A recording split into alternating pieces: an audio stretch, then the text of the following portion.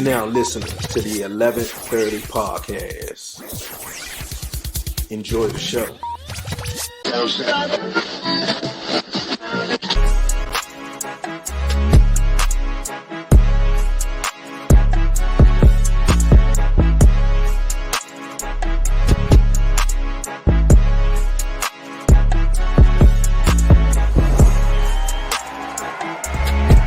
Yo, what it do, everybody? It's your man Dre, aka Dre on Wheels. Y'all already know what it is. Welcome back, everyone, to the 11:30 podcast. What's good, everybody? Going out there, man. It is Wednesday. I'm back at it, man. You know what time it is. It's not 7:30. It's 11:30, man. It's time for the podcast.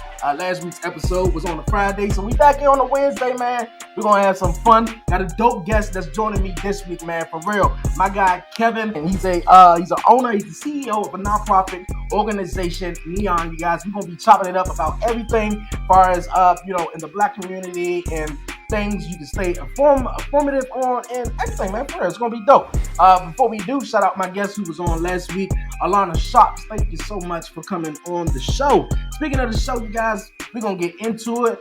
Good morning to everyone who's listening to me on EB Radio, and for those who are tuning in on YouTube. And if you're new to the podcast, make sure you subscribe, like, leave a comment, and do all that great stuff. And don't forget to follow the 11:30 podcast on all social media platforms. But you guys, like I said, my guy, man, Kevin, joining me on the podcast. How's it going, my guy? I'm doing well. How you doing? I'm doing wonderful, man. I'm doing wonderful. I'm blessed. I'm here on the podcast with you, my guy. How's life treating you? Life is great. I cannot complain at all, honestly. And this weather is getting better, so you know that naturally makes us feel, well, on the East Coast, it's getting better, so that naturally makes us feel better. Yeah, you're right. Here on the East Coast right now, it's pretty sunny and stuff, so woke up and was like, man, I gotta open up the blinds to let the sunlight through, man. So exactly. Make you feel good and everything. So when you feel good, you do good, unless that's what they say. So once again, Kev, I appreciate you taking the invite, coming on here on the 11:30 podcast. For my listeners and viewers who's joining me this week, tell everyone about yourself. That question is always a funny one because at the early age of 32, I feel like I've been through a lot. But just me in general, my name is Kevin. I'm from New York, from Brooklyn, New York. Made it through New York through the 90s and the early 2000s. And then I had to move out of there, but definitely went through the majority of my life in New York City, so I have that part of me. But I'm a serial entrepreneur. I'm a business owner. I've owned many businesses before. I feel like all of them have culminated in what I'm doing right now, and I'm pretty sure we'll get into that moving forward. But also, I'm a husband. I'm a father of two, and Okay, that's the short version. No, okay, cool. You say you grew up in New York, though, right? What part of New York? Brooklyn. How was it, man? I had a whole lot of great stories about Brooklyn. It's bittersweet because we had to grow up a certain way, but as I look back at it now as an adult, I was kind of wilding, but I had a lot of fun. I can't complain. I had a lot of fun, and I made it out of it, and it made me who I am today. But anybody who knows Brooklyn in the 80s, 90s, and early 2000s knows, what we had to live through. Yeah. I hear a whole lot of stories about Brooklyn, man. Definitely in, like you said, the early 80s and the 90s, and definitely here in DC. DC, I think, went by as like the murder capital for a long time. Yeah, no. So, yeah, man. It's tough times though. But yeah, man, I appreciate that though. You say you started your business though, but you have also a nonprofit business called NIAN. Tell everyone about it, because when I was reading up on it, I love that you're stepping out there to try to be a forefront and a leader also for the Black community, to try to have better resources within the community and financial stuff and everything. So the floor is yours. Yeah, no, for sure. So not to correct you or anything, but the way that you pronounce it is NIAN. NIAN. Right. And so NIAN is basically a non-for-profit organization. Its main goal is the advancement of the African American race, hands down.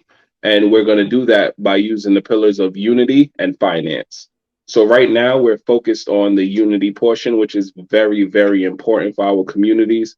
As we know, for a very long time, our communities have not been unified, and that has led to the conditions that we are in today. I'm not saying that we're in catastrophic conditions today, but what I am saying is that we could be way more stronger than we are today if we unified. So that's what we're tackling right now as a organization. We're unifying individuals, businesses, and other organizations. And that's something that I also realized in my research is that, we have a lot of organizations around the United States that want to help Black people, but a lot of them aren't unified. Majority of them aren't unified in their efforts. So it's almost like we're trying to we're trying to help an issue, but we're not talking to each other. And as you know, if you do that, that's not really going to work, especially if you're going towards the same goal. So Mm-hmm. our main goal is to unify all people, all businesses, and all organizations. And then Okay. after we do that, we're going to start building physical and virtual communities. And in those physical and virtual communities, we need all of our members to be financially sound. And that was something else that I realized in my research is that a lot of our people aren't financially sound. And in a country that's all about capital, in a country that's capitalistic, if you're not financially sound, then you're pretty much up in the air. One thing that I say is that the primary language of America is not English, it's money. And if you don't understand that language, then you're pretty much at a loss already. So definitely once we unify, we're going to take advantage by making sure that our financial literacy is up there. And once our financial literacy is up there, I feel like we're going to be one of the premier races in America. I like that. I like that. Well, how can you start unifying and uniting, the black community because we are so apart now, and not really supporting our own race or what's so. But yeah, how can we stay unified or Right. unified? So one thing that I realized is as I was growing up, I always wanted to know why our race wasn't where it should be, right? And Mm-hmm. this word kept coming up, unity, unity. We need to be unified. We need to be unified. But when I would hear that, the person that would be saying it, they wouldn't give you anything to unify under. It was almost like they would detach themselves from the race to tell the race that they needed to be unified and then don't give them any action steps on where and how to unify. So that has gone on for over 30, 40 years now. So I once I realized that, I said, oh, all we need is a place to unify under and then something to do once we unify. Right. So once that light bulb went off in my head, I said, oh, let me create an organization. So that's where NIAN came from. So now Black people have a place to go to unify, and then they're gonna like we have a whole process of what we're gonna do once we unify. But Black people have a place to go, once they're looking to unify. So what I'm doing is I'm hitting the streets. Is boots to the ground. I'm talking to organizations, I'm talking to businesses, I'm talking to individuals. I'm gonna have outing days where I'm just outside talking to the people in the neighborhood, just telling them about this unity that's going on, and it's free. So it's no reason for anybody to say, "Oh no, like I can't do that." No, I'm not charging anything because unity is free. You feel what I'm saying? So definitely, that's my plan on unifying the people. Really, just going and talking to the people, and also another thing that I realized. And sorry, because my oven is on. It's hot in here. But another thing that I realize is with unity, people have our people don't trust each other, right? So in going and trying to unify people, the first thing they think about is, I don't trust this person, right? And Mm-hmm. it doesn't even have to be me, it could be the person I'm trying to unify them with. Mm-hmm. So when I realized that, I was like, sheesh, how are they going to trust each other? And really, there's there's no better way to do it than for someone to take a chance, right? So Yeah. I already have a couple of members. I already have, members that are signing on to NIAN, and they're taking that first step in trust, right? And then once we realize that, this is working with this group of people we trusted, and now we're buying property, or we own businesses and we trusted each other, and that's what came from it, then other African Americans will start to say, you know what, maybe I can trust this organization. Maybe what they're doing is something that I could be a part of, because trust is a very key aspect, of what we're trying to do. Like before, people didn't want to unify because they didn't trust, they didn't trust each other. So Mhm. NIAN has a really big mountain to climb. But believe me, we did all of the research necessary to climb that mountain. It's really about putting everything into action, and that's what we're doing right now. I can dig that. I can definitely dig that, man. And you was just hitting it on the nail, man. Because a couple of weeks ago, that's where I had a guest on and was just like, far as in the black community and how we could, be unified or just united, and we have to trust one another. But trust doesn't, come easily, especially within our community and stuff like that. So I think that's real on point though. That's real on point though. But how you start the business though? Well, so I'm like I told you, I'm a serial entrepreneur, so it's nothing to start a business. I think the hardest aspect of a business is maintaining the business Mm. and giving the business what it needs over time. But to start a business, it takes nothing to start a business. You just, go to your Secretary of State, you incorporate the business. Well, once you want to make sure that you actually have a business to create, so you gotta have a need, that you're meeting for people or whatever. You want to make sure that you're meeting a need for your business. And once you get that down pack, make sure that you have a name, of course. Make sure that everything about the business is airtight and sound, so that when you get ready to launch, there's no hiccups. And once you have everything sound about your business, you just go to the Secretary of State. You file some papers. It's all about money in America, so you just file some papers, pay some money, and your business is out there for the most part. But the key to a business is not starting it; it's sustaining it and maintaining it. Okay. Yeah. Definitely. Because a lot of people don't, think it's a whole lot more than starting the business. Then you need a whole lot of money and stuff like that. But Oh no. start with the plan. Start with your plan A first, and work your way down though. Another Right. thing you talked about with NIAN and stuff like that, and I love what you're doing because you mentioned and I read on your website, and you was mentioning how some problems are in the black community that we need to work on. And number one was some neighborhoods or toxic little. I may be reading this right. Some Mhm. neighborhoods and toxic literally, and also the youth influence from negative media. And Right. yeah, can you touch on that more? Whew, man, that's a big problem nowadays. So our very nature at this moment as a race, and I'm not saying that everybody is a part of this. I'm not saying that everybody or every African American partakes in what I'm about to talk about. But what I'm saying is a lot of our people partake in this, and it's gonna affect how we unify, right? But the very nature of the culture of African Americans, from what's seen, especially in our urban quote unquote neighborhoods, it's toxic. It's toxicity. Um, the way that they live, the way that they think is very, very toxic. Even the conditions itself is very toxic. And man, it's hard to talk about it because nowadays you don't want to offend people. But I just have to say, actually, the other day I was in a neighborhood, and shout out to Food Rescue US. I was doing a food rescue, Okay. and I was in the car with my wife, and I asked my wife. I said, look at this neighborhood. Who do you think lives in this neighborhood?" And we looked around, and she was like, "Oh, white people." And I was like, "How do we know that?" Right? Because I think that you can relate. There's a point where you're driving through a neighborhood, right? Mm-hmm. If you start in a white neighborhood, there's a point where you cross a line and you're like, "Oh, okay, black people live here." Yeah. Right? And Yep. then like, and if you're in a black neighborhood and it's a point where you cross the line, you're like, "Oh, white people live here." But the Mm-hmm. question is, why is that? Right? It's because certain toxic elements don't live in the white person's neighborhood, right?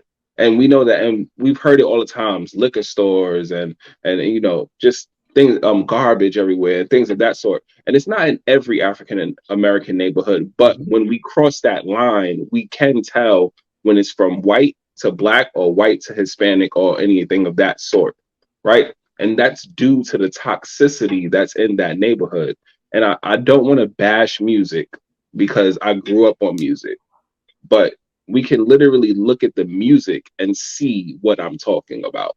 So it's Mhm. down to relationships, relationships between men and women, relationships between men and men, relationships between women and women. It's very, very toxic, you know? So even just the relationship between person and neighborhood, like the actual physical elements of the neighborhood, is very toxic. Like we respectfully don't like to, take care of our neighborhoods, like the other day, and I know it's probably because I'm a little older, but I saw somebody just, like toss a Starbucks or a Wendy's cup like right out the window. I'm just like, why? Right? And I'm not Yeah. saying that we would never see that in a white neighborhood, but it's very rare. Mhm. Whereas when I grew up in Brooklyn, we walk around like it's garbage everywhere. On the corners, like by the drains, it used to be nothing but garbage on top of the drains because when it rains, all the garbage gets swept down the street and then it piles up on top of the garbage cans on the corner were filled. White people Mhm. would never ever have that. Like you will never go into certain neighborhoods that I see and see first of all, you don't see a garbage can on the corner. Yeah. Second, if there was a garbage can on the corner, it wouldn't be filled to the top for 3 and 4 days. But these are some of the things that live in our neighborhoods, and I think that we have to change these conditions. And one thing that I'm a big advocate of is we have to stop asking the government for things Yeah. because the government is not going to give us what we need, right? They're only going to give us things that benefit them, which Mhm. is understandable because they're the government and that's how they've been rolling for hundreds of years now. We Yeah. have to make sure that we start to change the conditions in our neighborhood. And that's what NIAN is all about. If we come together, we can change anything that we want. And I mean any and everything. Whatever problem you could think about in our hoods, in our neighborhoods, we can change it if we come together. Mhm. Remember, they've been talking about this $2 trillion amount of money that we produce as African Americans. They've been talking about that for the past 10 years now. I'm pretty sure that has multiplied by now. But with $2 trillion directed towards change, we could do whatever we want. Yeah, you're right. You're right. We could definitely do whatever we want though. And you mentioned in how the youth and music and social media play a huge factor and influences with the black community. And also like you mentioned, you know where you at if you riding down the street and you was like, hold on, wait a minute. This a white neighborhood. Nobody really black can live here, and I know exactly what you're talking about. I definitely know what you're talking about. But we also need to change because you also mentioned African Americans average one tenth net worth of whites though. We need to have our own business and stuff like that in our community. And Right. why is that? Well, one thing you got to understand, man, that question is so vast. I don't think I'm going to be able to touch every part of that question. But the fact that we only average 1/10 of, well, first it's unfair. It's Yeah, unfair, right? It didn't matter if it was black people, if it was the other way around, if black people, if white people only average 1/10 of the medium income of African Americans, that would have been wrong. Like it's just wrong at the end of the day. Everybody should be on an even playing field. And if we also understand that capital is what makes a family able to thrive in America or comfortable, you feel me? Because you don't want, one thing is a lot of families are stressed because of money, right? yeah, So that stress is directly tied to the amount of money that you make. So if we tie that into the fact that we own, or the average African American only makes 1/10 of the amount of white people, then we understand that white people naturally are going to be more comfortable or more happy than the African American due to the fact that they're able to thrive in this nation. So it's just wrong, you know, at the end of the day. And the way that we combat that is unity. Because if we come together, then we're going to give our people more opportunities to make more money, right? And if we come together, then we start circulating our money within our community, and it's not leaving our community, then more of our people will make more money. And hopefully those people will give back to the community so that there are other opportunities for other African Americans. And that starts to grow that median income. I can definitely dig that. You said money and stress is tied together. Yeah. Yeah, I can definitely do, because I remember, times even when I was growing up, my mom just was like, you know what, like I ain't got that much money, and and she'll be stressed out. I'd be like, why you stressed? Because trying to pay the bills, trying to put food on the table and stuff like that. And you mentioned how white folks, man, they living it up. They hotel this or taking vacations because it's different from them. It's different from them and us. And getting jobs and stuff like that. So I definitely totally agree. What keeps you inspired? Well, I think I was always this person. So I've been talking this since high school. Okay. Like, just my people should be in a more stable, a more powerful position in this nation. And I think naturally it's grown over time. So that being in my heart mixed with the fact that I love being a business owner. I love business. I think that's what keeps me going. It's just the simple fact that I love business. So I love running a business. So my goal at first was to build like a multi-billion dollar company. But what kept on happening is I needed a purpose. So I kept making businesses that didn't really have a purpose, and what happened was it lost my interest too fast. And it was because it didn't have a purpose behind it. I was just trying to make money. But the moment that I had purpose behind what I was doing, I can now see 50, 60 years in the future that I can build this business, this organization to be a premier organization within this nation. And also, when I do that, that also means that I'm lifting up my people to a degree that I deem makes sense and is beneficial to the whole race. So I think that keeps me going. And honestly, like if you turn on the news, if you ride through certain neighborhoods, I have 2 sons. If you just look at, if I just look at my sons, that fuels me. I could go to the neighborhood, look around and say like this, you should have more than this. I could turn on the news and say, that's wrong what they did to that kid, or that's wrong what they did to that adult that looks like me and you, and that fuels me as well, because if we come together, there will be no police brutality. And if so, you better believe that the results that come from that police brutality, as far as, that cop being reprimanded, it will happen, because a unified front is what America responds to, right? It's money and power is what America responds to. Unity has both of it. Unity has money and power. So once we come together, there will be no more of this mistreatment of our people. That's done with. So that honestly keeps me fueled, because, and I'm gonna say when I accomplish, what I'm going to accomplish, my people will be in a much, like literally I'm going to change history with NIAN. And really, I could leave it there. I'm going to change history with NIAN. Okay, man. Hey, we having fun here on the 1130 podcast. I got so much more we're going to get into and chop it up with. We got the hot seat. We got the WTF moment. We got everything, you guys, coming up in just a moment.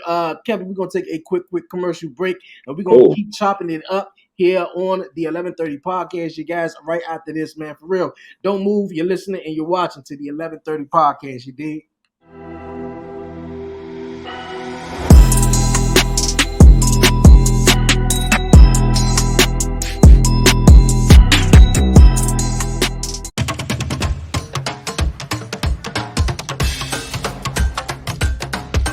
$8 million hands sanitized.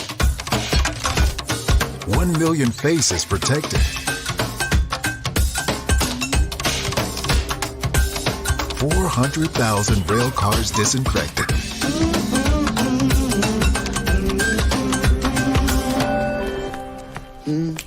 We're humming humming right along, keeping you safe when you ride Metro. Yo, what up? This your boy Kenneth Stones, aka Kofi Weaston. This your boy D.O.E. Good Brother Bold. And we are the Dirty Hills. You already know, man, you tuning in to 11:30 podcast. Not 7:30, but 11:30. Dude, that's my job. Not 7:30, but 11:30. Yeah. And you have been Dirty Hills approved.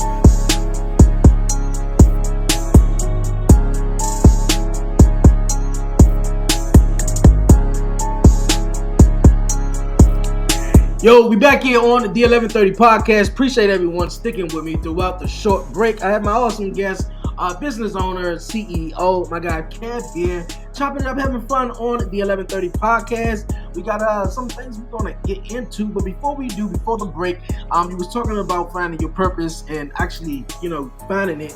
And you were also talking about, starting a business after another business, but you were just trying to make some money. Can you tell my listeners how important it is on finding your purpose, but also, making money and, getting to the bag or whatever, but also, finding your purpose? Because you said you was just trying to get money after business after business after business. So, and young people, always, trying to, they're after the dollar, and stuff like that. And, rightfully so, it's hard times and stuff, but yes, you touch on that. Yeah, I mean, I think definitely if you're searching on Google about businesses, you'll hear it many times, but you want to make sure that you have purpose. You want to make sure that you have a purpose, because I'm not saying that you won't make money if you don't have purpose, because there's a lot of businesses that may not have, purpose, but you're gonna make money. That's what you're guaranteed to make money. But when you have purpose, then you're guaranteed to stick with it, right? And that's what you want to do. You want to, because there's going to be hard times in your businesses. There's going to be times where you pretty much kind of want to just fold it up and say, I can't do this anymore, because it's going to be hard times. But if you have purpose, then you can see yourself through those hard times. Like, I can't stop. There's no way that I'm going to stop. And that's really what it is with me and NIAN. I can't stop. I had to stare up the mountain of unity, right? Because you got to understand, this is something that hasn't been done yet. This is something that people literally died for, right? Yeah. Which is unity within our community. So to stare up that mountain and say, I'm going to climb that mountain and I'm going to conquer that mountain, it takes a lot. And my journey is just beginning, but I know that I will not stop, because it's my purpose. And it like, if I ever stopped, I couldn't forgive myself for it. And that's what purpose does. It makes it so that you can't stop. Like Diddy, you can't stop, won't stop. He couldn't stop, won't stop. That was his purpose. Yeah. Diddy, to kind of change the trajectory of music. And he did that in so many different ways. And it's because he found purpose in music, So once you find your purpose, man, the way that you catapult forward is almost unseen. Yeah, I like that. I really like that, man. That was real well said. And NIAN, man, one of the four pillars of it is unity, as you mentioned. And Yes. the other three, man, I want you to tell my listeners about it. The mindset, information, slash NIAN financial, and also execution. Yes. So mindset is one of the most important parts of this thing all, because we can build our communities, we can get money, we can unify. But if our mindset doesn't change, then things will just go back to the way that they were, right? Mm-hmm. So like we were talking about earlier, when we ride in a community and we see, that line that says, oh, this is not this type of community anymore, this is this type, that's due to mindset. Mm-hmm. You know what I'm saying? Mm-hmm. So really, there should be no line. Everything should be across the board. You should not know when you enter another community unless we got a flag there that says, oh, Black people live here, So, but mindset has to change. Like, we have to stop. And I know that this is hard to say because, the history of human beings is almost conflict. But we should not be killing one another at all for any and I don't want to, it's hard to say for any reason, it's very hard to say that because there are some things that can be done to people that drive them to say, I just can't, I have to handle this on my own. But we shouldn't be killing each other for any reason at all, right? I'm a man of faith, and I believe that taking a life is not in our hands. It's in God's hands, right? And that's in any situation. So we should not be killing each other. We should not be selling any type of drugs to our community that doesn't. Well, we shouldn't be selling any drugs to our community, period, because there's no drug that benefits our community. And I know that's a big, bold statement because, weed has been legalized and all of that, but we shouldn't be selling any drugs to our community, that's going to be a detriment to our community, right? So the whole 80s and the 90s era of selling cocaine and crack to our people, it shouldn't have been. It shouldn't have been because it was actually hurting our people. And that's the mindset. Because back then, if you said to somebody, oh, you shouldn't be selling that to your people, they say, oh, but I got to get money, right? Mm-hmm. Yeah. But that's a mindset, right? That's a mindset because now you're putting your need for money over your actual people and sometimes your actual family members, So people were selling to their family members because they needed money. That's a mindset. And we have to change that. The love of money is not a good mindset to have, right? Because money can't buy you happiness. And we know that. And people at the top tell you that. But it's until you get to the top where people don't understand it. Like they have to get there and then say, okay, money doesn't buy you happiness, but it doesn't buy you happiness. Yeah. And if you learn that before you chase the millions of dollars, you might be happier with just 100,000. Mm-hmm. And people look at it because you got $100,000, $500,000, and you got a big house, and you driving in a nice car, and you got nice jewelry on, you got all the women or whatever the case may be. Your life is amazing. Right. It's not. It don't always work like that. Or they're happy. So no, right. But most of the time, it's the reverse. Mm-hmm. They have all this stuff and they're not happy. I think we see more examples of the money and the fame making people not happy than happy. Mm-hmm. Right? Yep. It's like we'll see snapshots of maybe them on a vacation or something, which is cute. We could all go on a vacation and take snapshots. Exactly. But when we hear about what they're actually going through, i.e., I don't like to bring this up, but i.e. Will Smith, when we hear about what they're actually going through, it's like, do I really want all that money to have to go through this? I said that. Right? That. Exactly. So mindset is very key because one thing I was I talk to my wife about everything. I was like, people don't realize, like, if you have a $50,000 job, right, that means you made $100,000 in 2 years. Mm-hmm. A rapper, that might be what a rapper makes in 2 years. Like rappers, they say, oh, I got $1 million, I got but if you really break down the expenses and what they really make, sometimes they don't make 100,000 in 2 years, right? But you, as a regular person on the street, if you had a $50,000 a year job, you made $100,000 in 2 years. If you look at it that way, so that means in 10 years you made $500,000.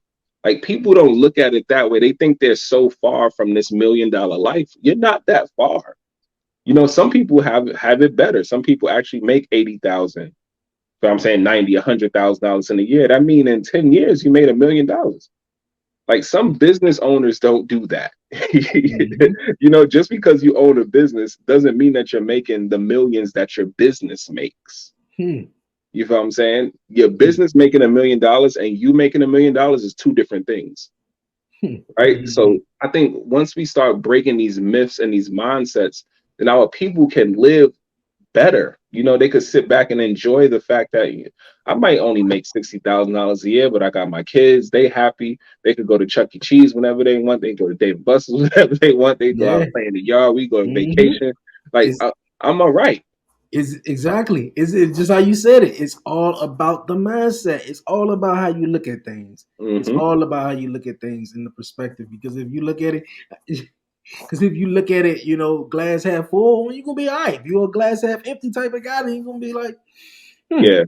So yeah. Right. So mindset is always key. Yeah. Always, man. I definitely like it. All right, you guys, man, we're gonna move on here on the podcast, you guys, man.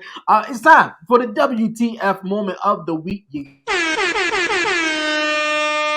Yes, yes. WTF moment of the week. Kev. Each and every week, I always share a WTF moment, man. Whether it's something you heard, seen, saw, whatever the case may be. I allow my guests to go first. You have a WTF moment you would like to share? Oh man. That's a good one. That's a good one. To be honest, I think I already told I would have told the white line, like where I was driving through the neighborhood. I would have told that as a what the F moment. Mm-hmm. Yeah, I just think because I'm sometimes people say I'm too serious, but my what the F moment was realizing that there's something that's in us that makes us see a neighborhood in a certain way. So once again, if you're in your black neighborhood, you know it's a black neighborhood, right?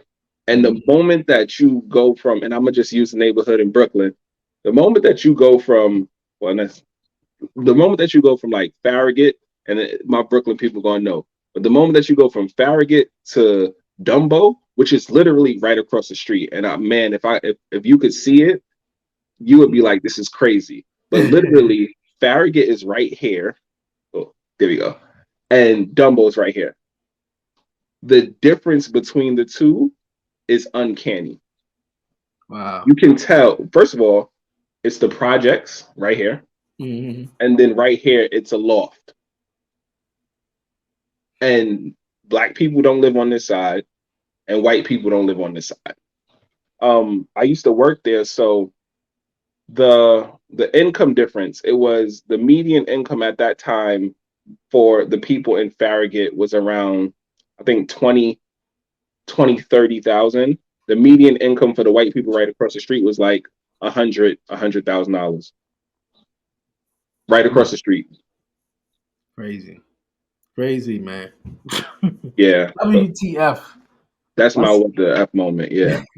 that's a WTF moment, man. For real, man. We need better opportunities and better resources and stuff for our communities and stuff like that. Cause I've seen it in DC. I've seen it in DC multiple times. You'd be like, wait a minute here, like, Right. why everything ain't the same here? Why is it different? Like, yeah. Hmm. Okay. WTF moment, man. All right, mine's a little weird though, but for this mom and daughter out of Louisiana, man, yo, it's crazy, man. Real crazy. Sick people, what they do in the world nowadays, or in general. But a grandmother and her daughter, a mom and her mother, whatever, however you want to look at it. Oh yeah, they were sentenced.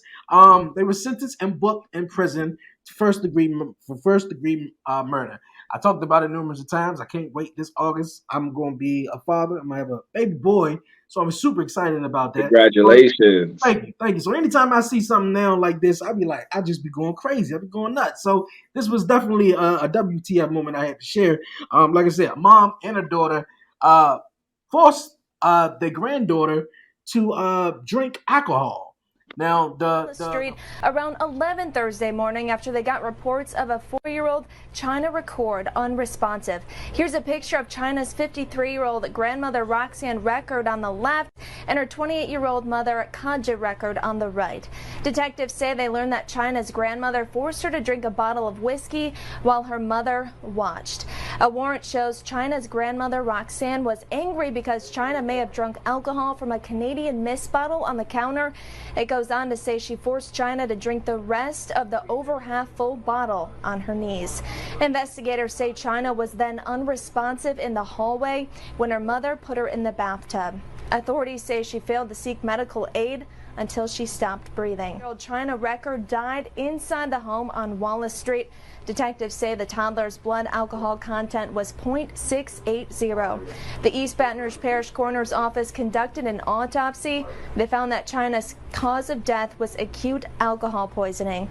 The toddler's manner of death has been ruled as a homicide. The grandmother and mother were booked in the East Baton Rouge Parish Prison for first-degree murder. Now, of course, this investigation remains ongoing and will bring you the very latest in later editions of 9 News. But yes, the picture of both of them just look like they just need real help, though. Like WTF all the way. Like, how can you force? And it was whiskey. I mean, it really don't matter what it was, but the fact of the matter is, though, like you have been forcing a 4-year-old to drink whiskey though? Like for real? Like For what? That yeah, I no, don't that know. Yeah, that's crazy. people don't like we were just saying. People don't have purpose. People don't have nothing better else to do with their life though. And a 4-year-old, like just be in daycare, learning, having fun, doing what a kid doing. But Right. yeah, I be wanting to jump through the screen now when I be seeing stuff like that. Like Yeah, WTF, man. that's a tragedy. That's a Yeah, tragedy. yeah, for real. They belong in prison for the rest of their life or whatever the case may be. I don't know. But you guys, we gonna move on, man. Here on the podcast, you guys. It's time for the 11:30 podcast. Hot seat.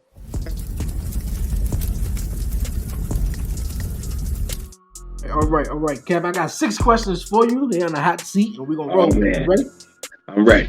All right. How important is generational wealth to you? Very important. Very important. Would you like me to elaborate? Because is it like a time thing or just? Sure. Oh yeah, no.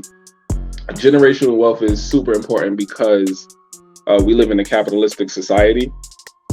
So generational wealth ensures that your children don't have to work as hard as you did, even though we do want them to work hard to get what they want, but we don't want them to have to like what some people say, get it from the mud. Like every generation shouldn't be getting it from the mud. Yes, we want them to work hard, and you can and I'm jumping ahead, but you could put, little clauses in your trust that you create for your children so that, they work hard to get, certain things that you might have lined up for them, but we don't want our kids to have to like get it from the mud, or our grandchildren or each generation to have to get it from the mud every time. Like that's crazy. You have to have some sort of generational setup, so that we can build. And also like we don't want to be the bottom race forever, like we don't want to be looked at as the bottom race forever. That's not cool. And in order for us to, get from up under that stigma, we're going to have to create some generational wealth, for our families, so that as a race, we're moving in a better direction. Okay. I dig that. So true. With so many distractions, how can the Black youth stay focused on the right things instead of the wrong things? So one thing that I realized in my research is that all the wrong things are marketed to our children with veracity, right? So it's not just marketed to our children, but it's marketed to our children like endlessly, night and day. And in order for our youth to focus on something else, we're going to have to end that and start marketing to them the things that benefit them with veracity, night and day. So instead of marketing the things, oh man, I hate using music, but it's the easiest thing to grab. Instead of having them listen to this music that's toxic, that's bringing their emotions down, that's teaching them how to do things that they shouldn't do, instead of letting them listen to that 24/7, we should hold our artists accountable, but that's a whole nother conversation. But they should be listening or ingesting things that benefit them rather than not, 24/7. So like Instagram, TikTok, music, Facebook, YouTube, all of those things are marketing to them things that don't benefit them, and they're marketing it to them 24/7. So we have to switch that around and start marketing things that benefit our kids, and marketing it to them 24/7. Okay, I can dig that. If you could teach one thing to a group of students, what would you teach?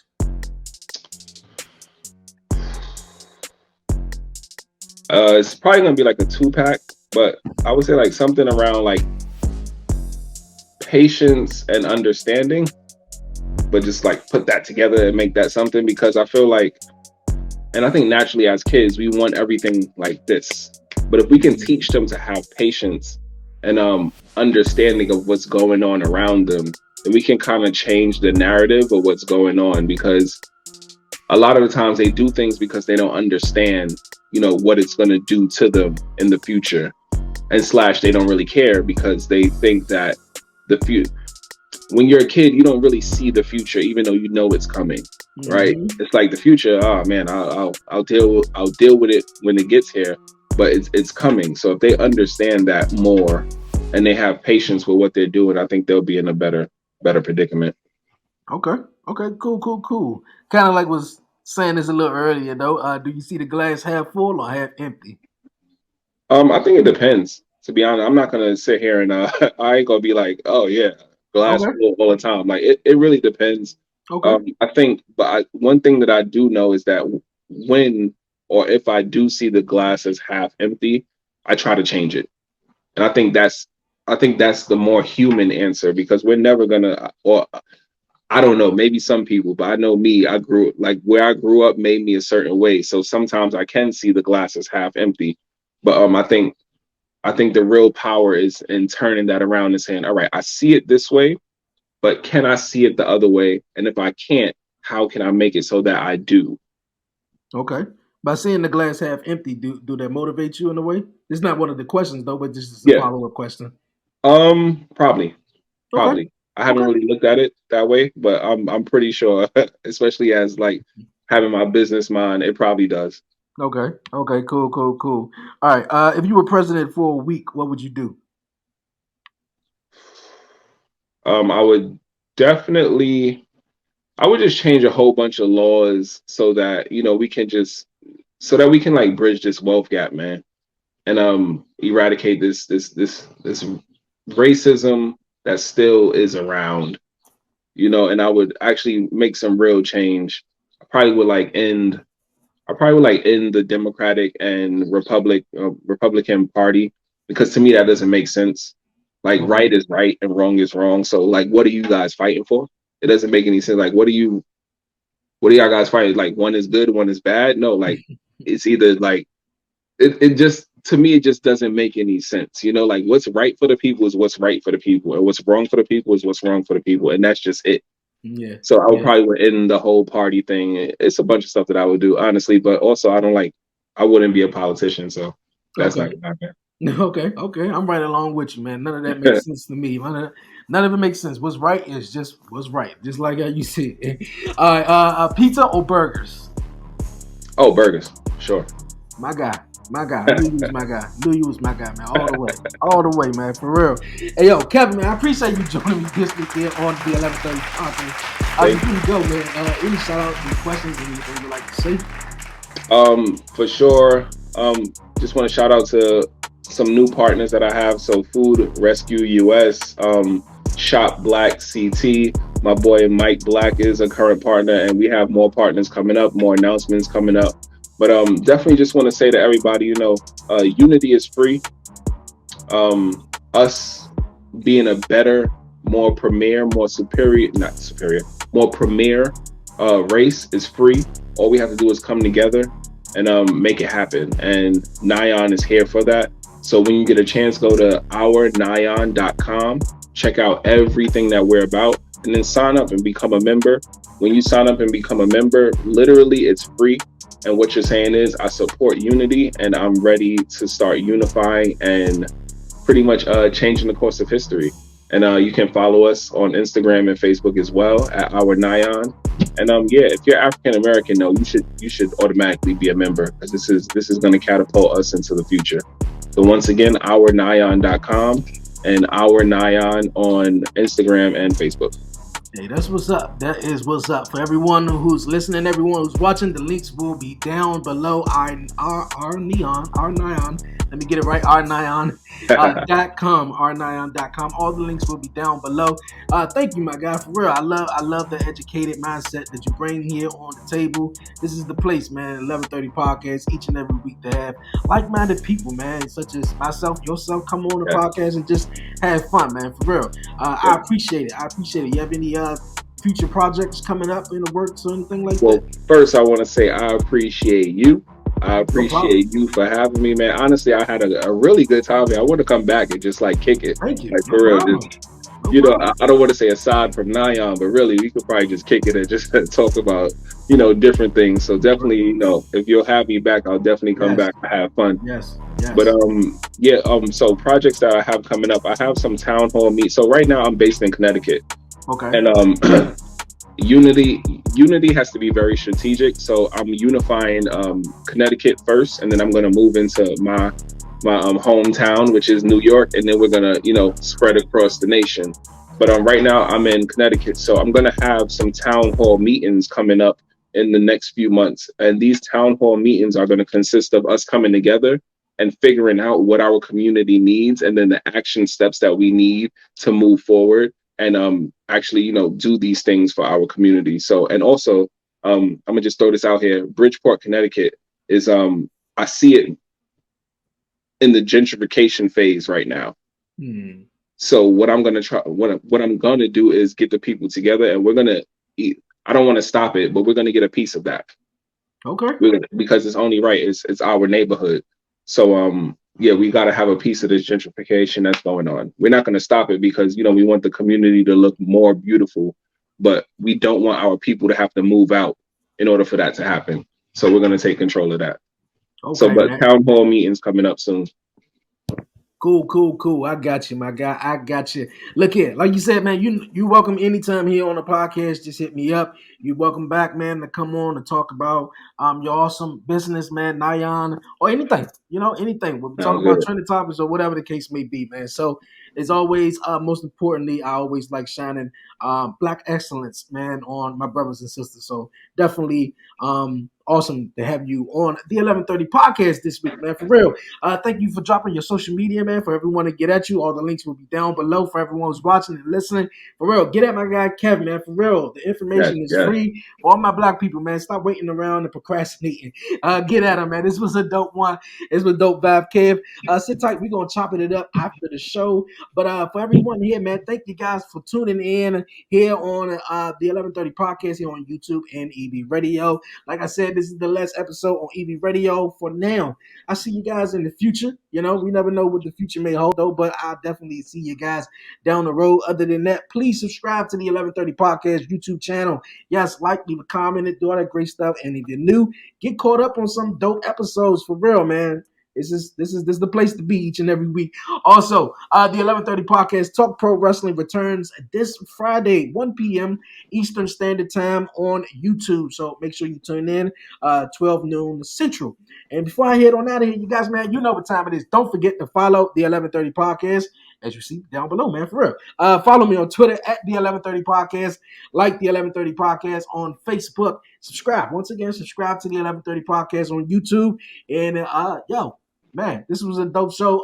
Follow me on Instagram at the 1130 Podcast _. I'm always excited, tongue-tied when I'm doing these episodes. I had a guest a couple of weeks ago. We was just like, man, I don't know about you, but before every episode, I'm just nervous. I'm sitting right here. My fiance kind of like sleep, though. But, man, I'll just be nervous out the window. So, but, yeah, this was a dope one, man.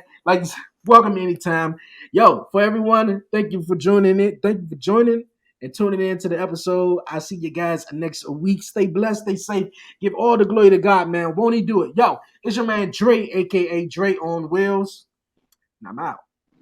All right. I'm from the city, DC, that's where I'm from. 1130 Podcast, Dre on Wheels, he is the one. Let's get it, yeah. Who with me?